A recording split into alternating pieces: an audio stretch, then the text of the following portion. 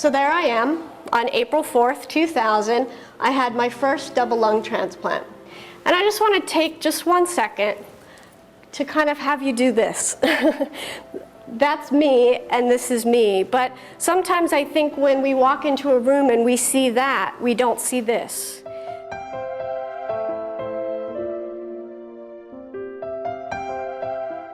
And so as much as I love her for just being a dog and being the dog that she is, I love her in a symbolic way because she represents to me the power of transplant, the power of what I've been through, the awesomeness of the fact that I'm still here 9 years after I should have died from cystic fibrosis. I'm still here and I got to achieve one of my biggest dreams, which, as simple as it may be, isn't that the best kind of dream there is, the simple one?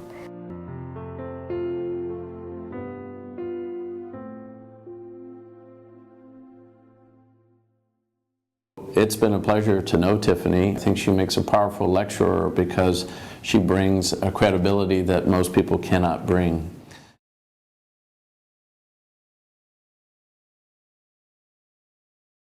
And so the physical therapy team came in and they said, all right, Tiffany, time to get up. And I thought, you're kidding me, right? I just had a transplant. But they do. They get you up and they walk you around the hall. And there's one person holding you up by your belt. There's one person who's pushing the wheelchair that's filled with your chest tubes and all that stuff. And then there's one person who's bagging you. And as we were walking around the halls, these folks, the physical therapists, were talking about their weekend. And they were talking about the party they went to and who said what to what and all of this sort of thing. And the more I walked, the more anxiety I felt. Because I started thinking, oh my gosh, the guy who's bagging me is getting so involved in his conversation. What if he forgets to bag me? Or what if he gets off rhythm? Or what if, or what if, or what if? But as a patient, there really couldn't be anything I can think of that's more vulnerable than somebody literally breathing for you. And oftentimes, things that become very mundane for you may not feel mundane when you're experiencing them.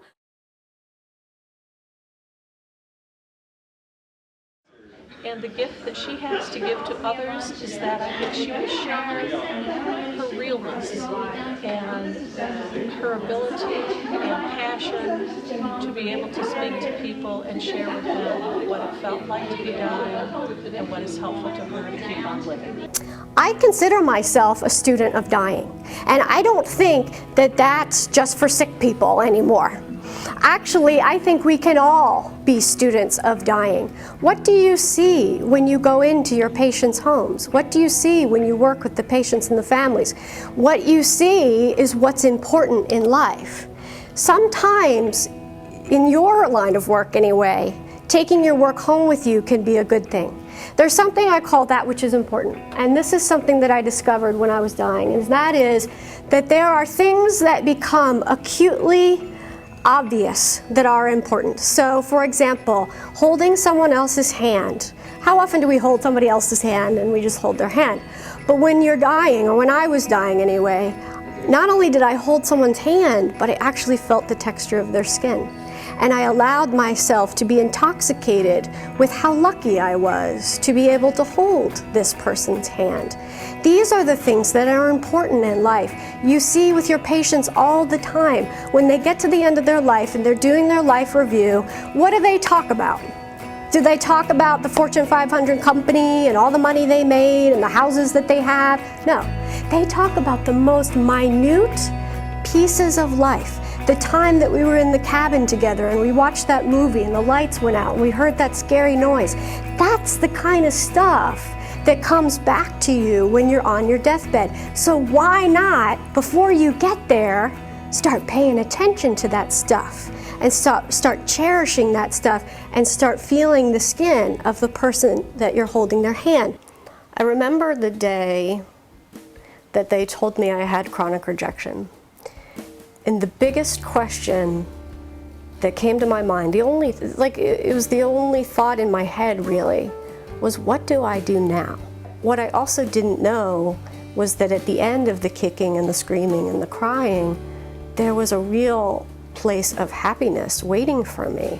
And I think many people begin the journey of going through the grief and dealing with their own mortality, but it's such a scary place to go that they turn around before they even get to the end of that road. And they end up walking back into the place of denial, where they're just not going to think about it and they're just not going to process those emotions because it's just too hard. And what I want people to know is that if you keep going on that road, even as unpleasant as it can be, that after you pass a certain point, the difficulty will be behind you and you will be able to find a place where you love life again.